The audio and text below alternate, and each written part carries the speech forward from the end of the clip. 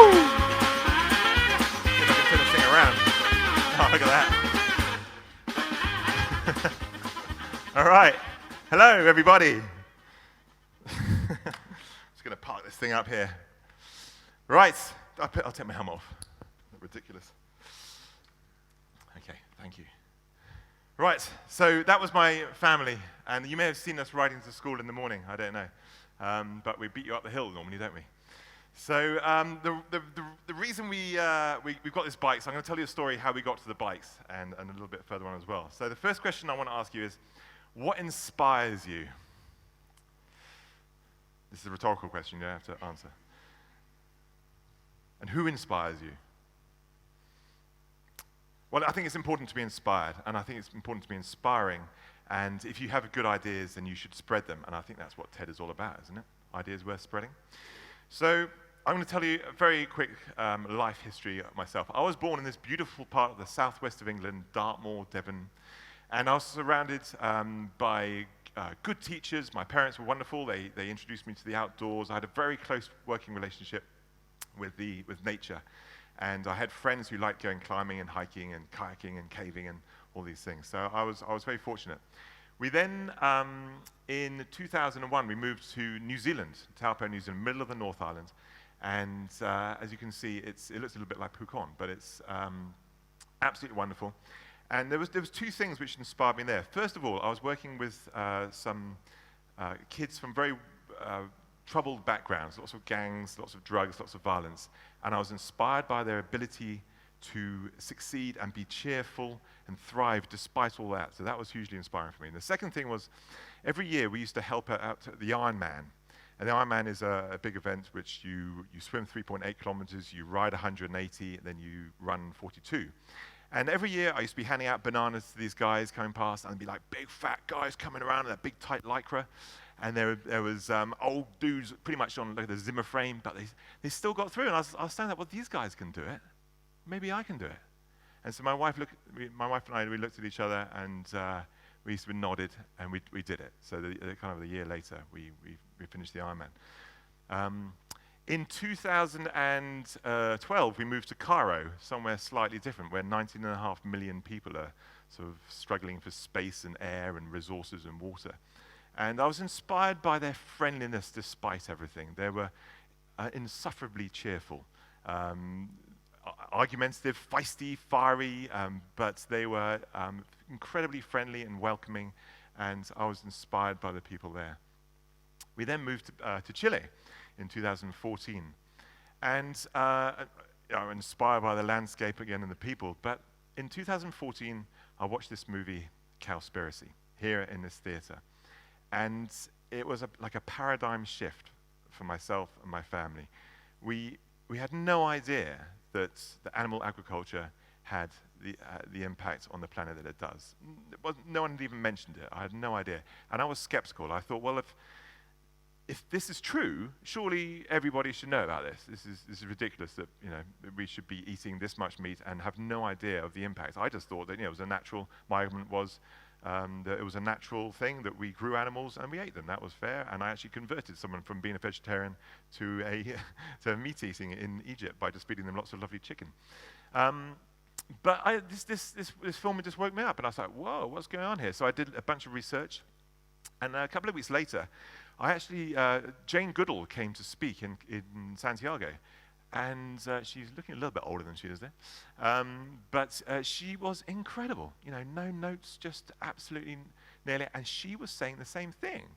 And this was like the second source of information I had about the animal industry and the impact it had on the planet. I thought, well, maybe she's saying that. Maybe we're onto something here.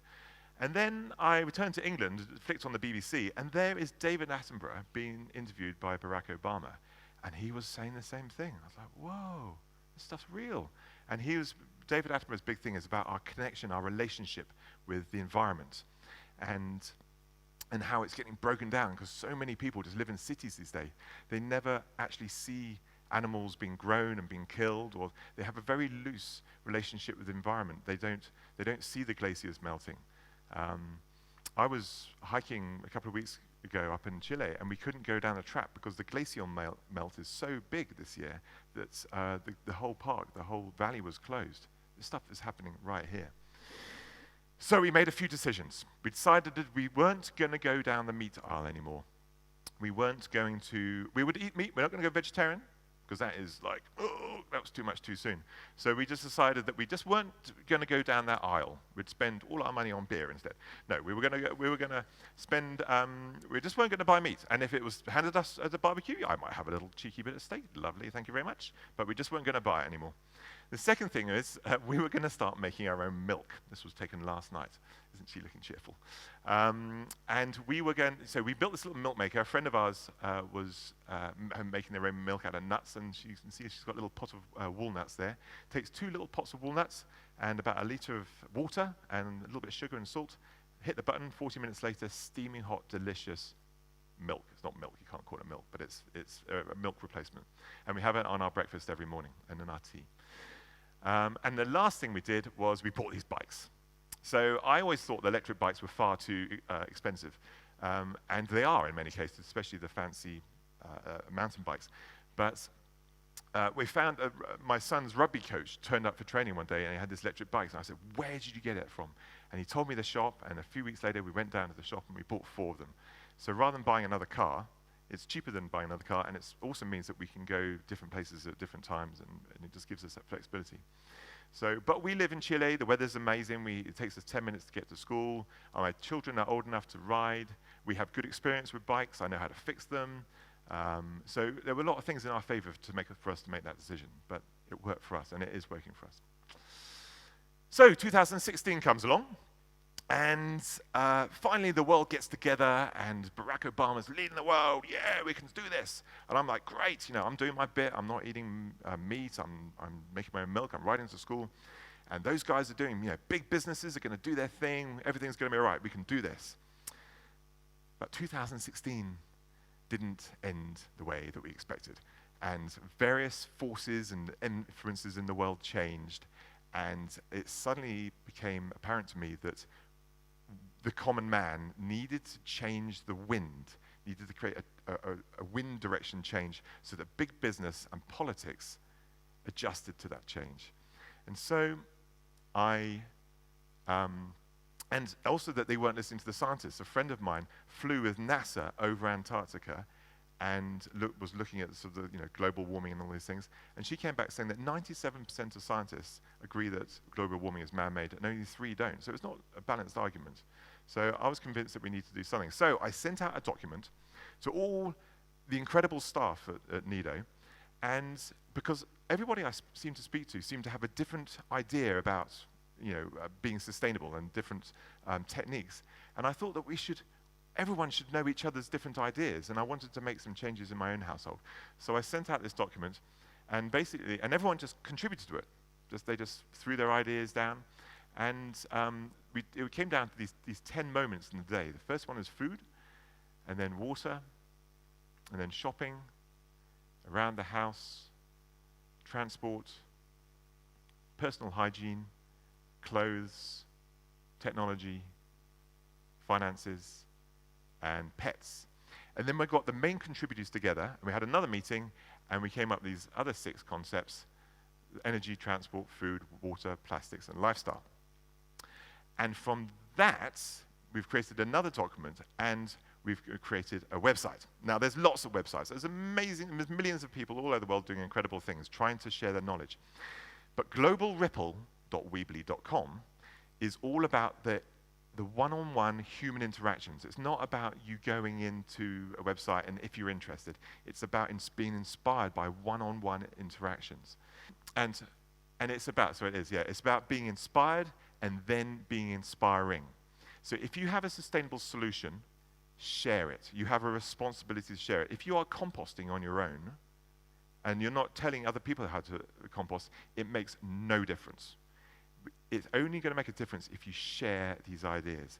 If you don't know, then you have a responsibility to find people who do and then invite them to your house to help you. And this is what this website is about. It's going to have all the people who've been trained up and have ideas about sustainability that you can contact. So if you want to know about transport and electric bikes, I'm your guy, because I've just spent all this money on this and did all the research, okay? So I can help you with that. But don't ask me about body products, because quite frankly, I don't use them. No, I just don't know how to make them. But there are people who know about these things, how to make their own shampoo and toothpaste and body lotion, which smells incredible. There are people in this school, and there will be on this website who you can contact. So once you've gained some knowledge, it is then your responsibility to share it. Just because you've got it, that doesn't make a difference. You have to share it. You have to share and spread the love. So that is the concept that Global Ripple is all about. Right, finally, a couple of years ago, I was getting depressed, and because there were so many things wrong with the world, and so I wrote them all down in a poem, and I wrote the music, and here's my little rant. It's called The Rant. Oh, sorry, there's that's how you do it. So that's you at the top, and then you share it to 2 more people, and they share it to 2 more people, and then we spread it. It's like a pyramid scheme, but in a good way. Here's my little thing.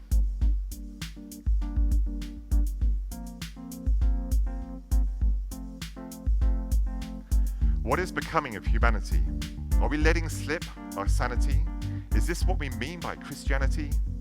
Are we seeing the rise of anarchy? We live our lives so lavishly, guided by the hands of vanity. It's time to give our souls an amnesty. It's time to give ourselves some sanctity. Whatever became of genuine human interaction, our smartphones cause such a distraction. We have a constant need for satisfaction, our core values degraded by liquefaction. We let technology raise the next generation. iPads are deciding the future of our nation. We are told that science is our salvation. We all scramble for this sedation. Our connection with nature is compromised. We have lost our ability to empathize. Our hearts seem to have ossified. Our lives have become too preoccupied. Governments obsessed with growing the economy. Everyone panics when the markets get wobbly. No one seems to value personal autonomy. No one seems to value financial modesty.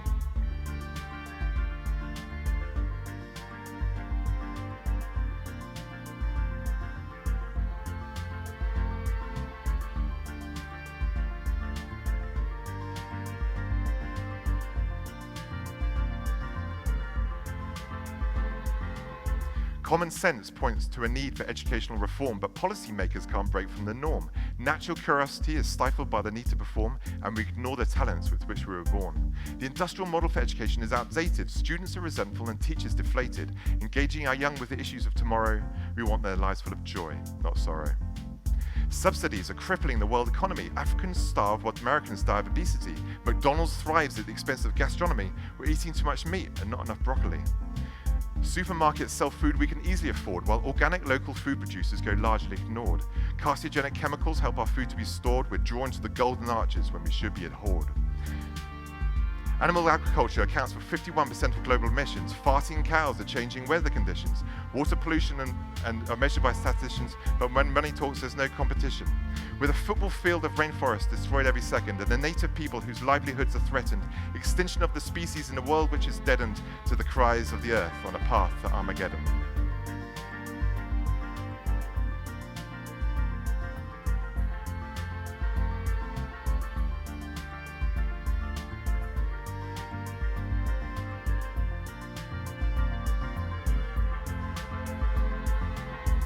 We have industrialized our lives to a degree that is not sustainable. We have aspirations for the lives of all mankind that are not attainable. We have placed demands on this earth that are not available. And the damage we have caused is unmistakable. So where does hope lie? How should we mobilize? To start the change, we need to vocalize. Nations should downsize, prioritize, localize, not globalize.